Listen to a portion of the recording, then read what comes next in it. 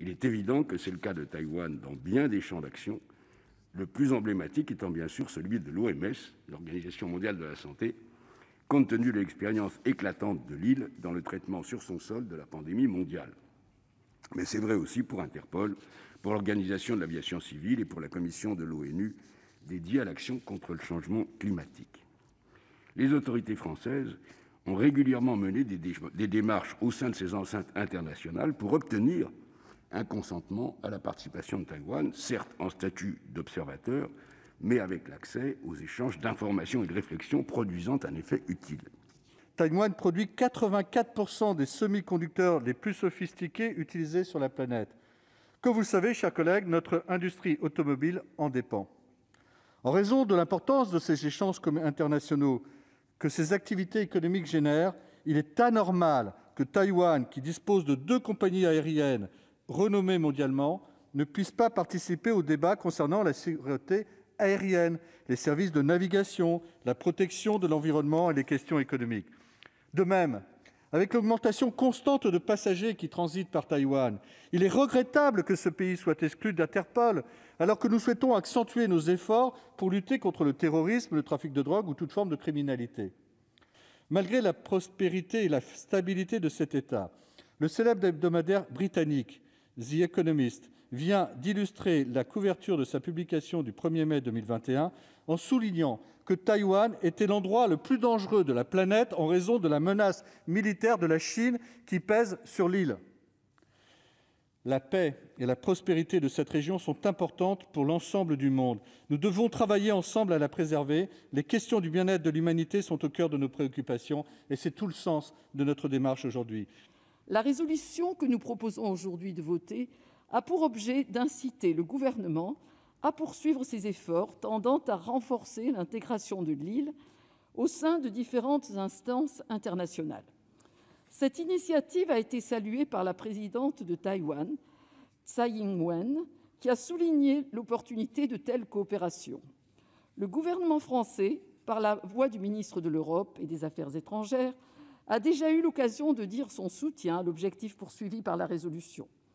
Nous pensons qu'il est important que Taïwan puisse faire bénéficier la communauté internationale de ses compétences dans des matières aussi diverses que la santé, la coopération policière, le dérèglement climatique ou encore l'aviation civile.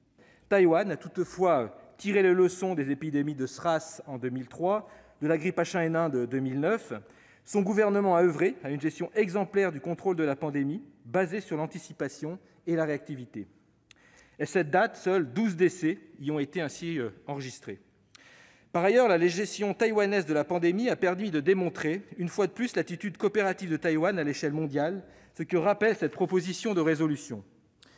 L'île avait ainsi alerté l'OMS dès décembre 2019 des risques de transmission humaine du virus. Début 2020, elle faisait un don de 5 millions de masques chirurgicaux à l'Europe, soit la moitié du total des dons à l'échelle mondiale, à un moment crucial où nous en avions le plus besoin.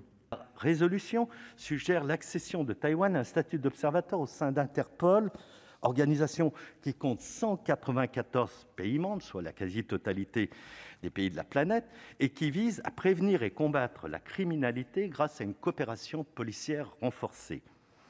Taïwan accueille en effet chaque année un nombre croissant de voyageurs et c'est la 36e destination la plus prisée de la planète. C'est également la 21e économie de ce globe et le 18e exportateur mondial.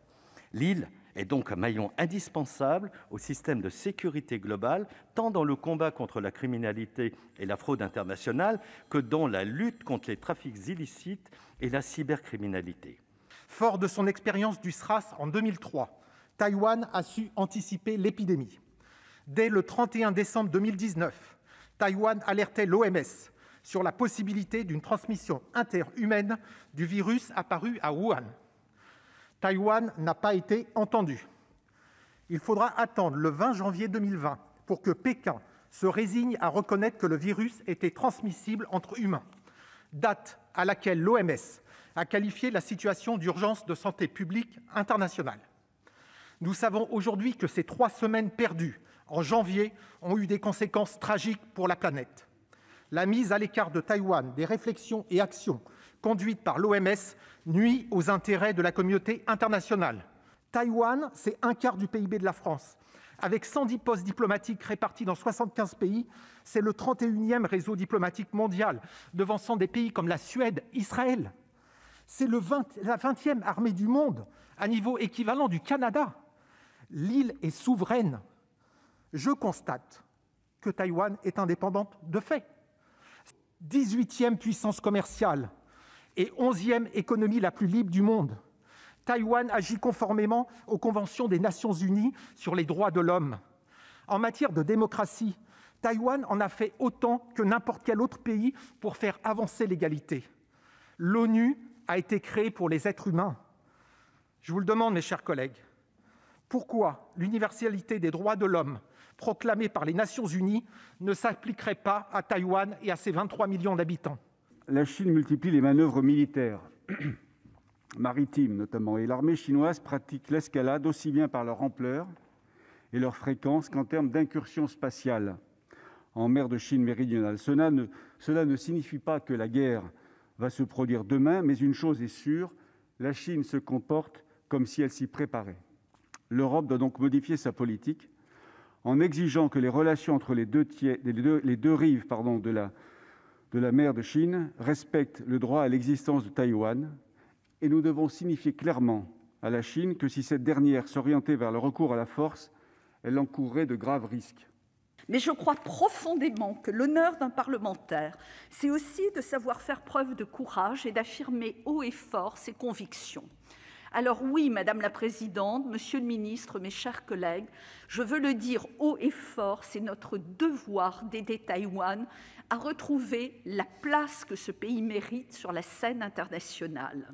Renforcer nos partenariats en matière sanitaire et médicale est indispensable, mais Taïwan doit aussi avoir le droit de participer à toutes les organisations internationales où son expertise pourrait être utile, et je pense notamment, bien sûr, à Interpol, à l'Organisation internationale de l'aviation civile, au débat sur le climat.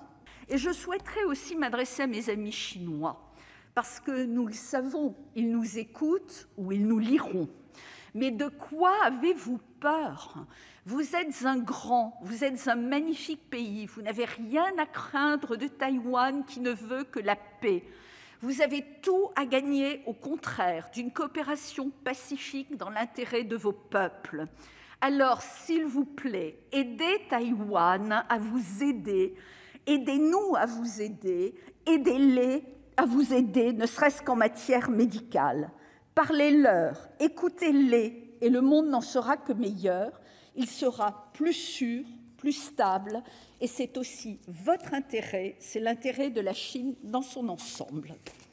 Enfin, la loi sur le mariage pour tous, votée en mai 2019, ou la révolution des tournesols, menée en 2014 par les jeunes étudiants du numérique contre l'ingérence chinoise, sont des marqueurs d'une démocratie bien vivante.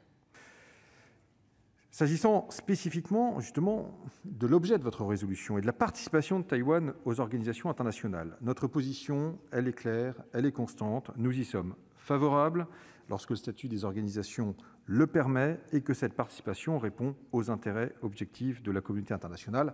Il y a donc là une convergence qui a été signalée très clairement.